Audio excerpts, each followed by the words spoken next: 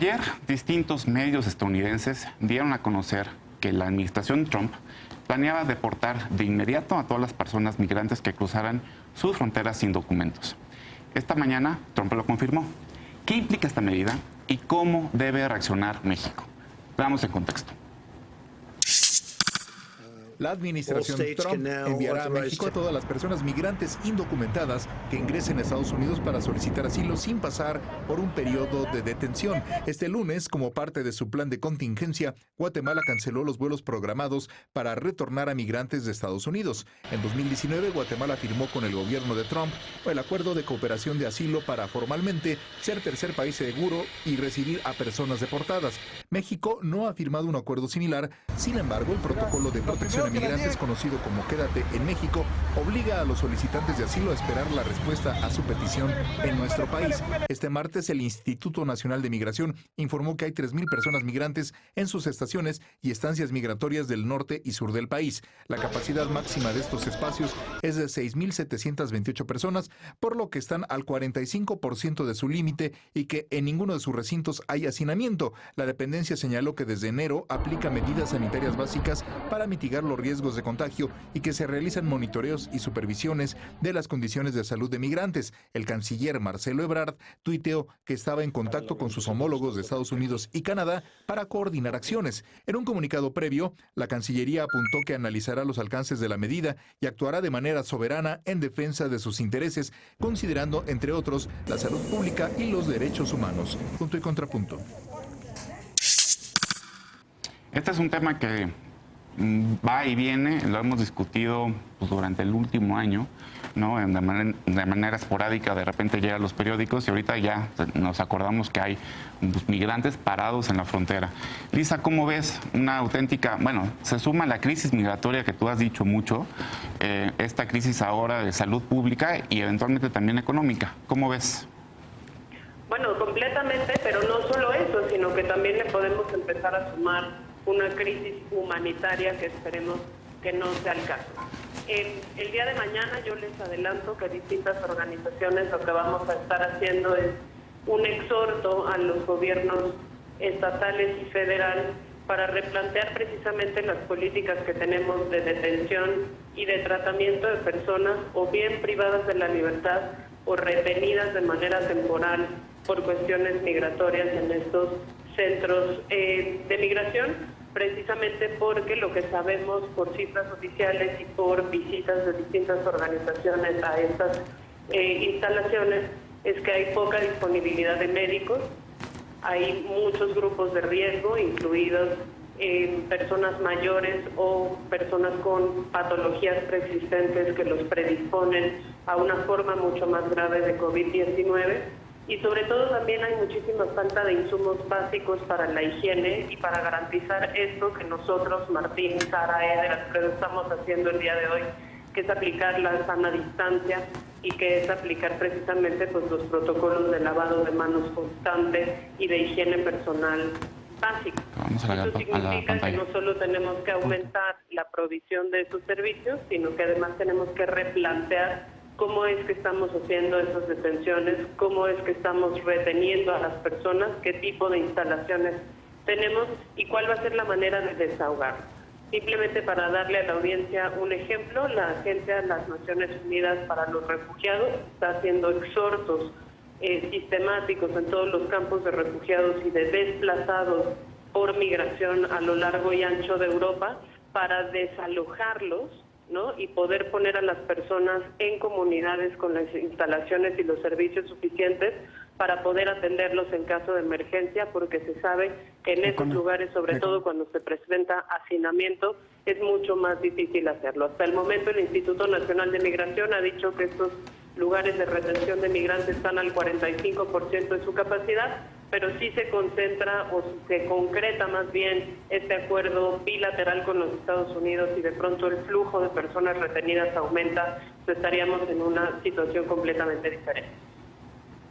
Sara, tú que conoces perfectamente la relación bilateral, ayer estaba leyendo yo un artículo en donde ya se ve claramente una postura muy xenófoba de algunos personajes en Estados Unidos diciendo son los migrantes los que están trayendo el virus, por eso Trump está llamando a cerrar la frontera sur desde antes de que pasara todo esto y obviamente con la crisis se exacerba más. ¿Cuál es tu opinión? Sí, claramente lo están usando para sus intereses políticos. Lo que sabemos es que esto ha llegado justo por las personas que tienen los recursos para poder viajar en avión, para que han podido viajar a Europa, a otras partes del mundo. Sabemos que algunos casos aquí en México, por ejemplo, son de personas que viajaron en un avión privado. Entonces, esto sí es un tema de clasismo y de racismo brutal, y lo estamos viendo por parte del gobierno de Estados Unidos, en poder utilizar esto justo cuando también está en un momento Trump de campaña. Aunque ellos no pueden salir a hacer sus meetings o convocar a muchísima gente, él está en campaña y está buscando utilizar esto para poder fomentar ese racismo que sabemos que existe en Estados Unidos. Justo creo que en México más bien tenemos que tener una perspectiva diferente. Ojalá que nuestro gobierno no lo utiliza de esta misma forma, sino que sí provee los servicios, como bien estaba diciendo Lisa, servicios básicos que sabíamos que antes de que llegó esta crisis no lo estaban proveyendo, y ojalá que ahora lo empiezan a hacer, porque realmente todo el tema de la migración es un foco que deberíamos estar atentos, porque sí se podría hacer como un contagio comunitario de esa forma.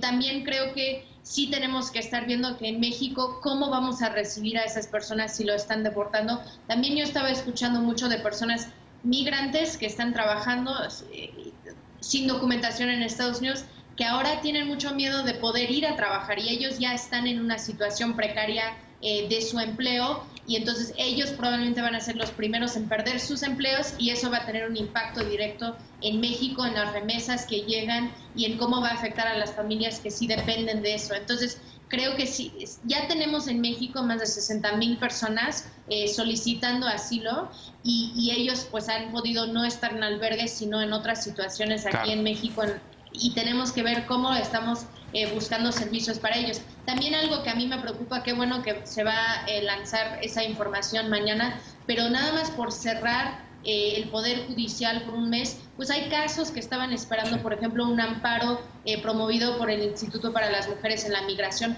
justo sobre las detenciones arbitrarias a migrantes. Todo eso se va a parar. Entonces, todo eso de proteger los derechos no se va a ir avanzando en la medida posible, porque justo estos espacios están cerrados. Sí, a ver, y una cosa, y te voy a tirar a ti aquí, porque me sorprendió ver una nota, ¿no?, que la CNDH ya está actuando, ¿no? La CNDH por primera vez la vi en el periódico diciendo que realmente exhorta al Instituto Nacional de Migración a que tome las medidas adecuadas para los migrantes que están ahí varados. ¿Qué opinas? La situación de por sí que tenemos de crisis humanitaria con la pandemia se profundiza con las personas más marginadas, y entre ellas son las personas migrantes. Hay una situación de inequidad profunda en esta relación bilateral con Estados Unidos. Ellos tendrían ahorita las condiciones para sí resolver el problema de la atención médica que necesitarían eventualmente las personas migrantes infectadas por coronavirus, pero en los republicanos, en su postura eternamente racista,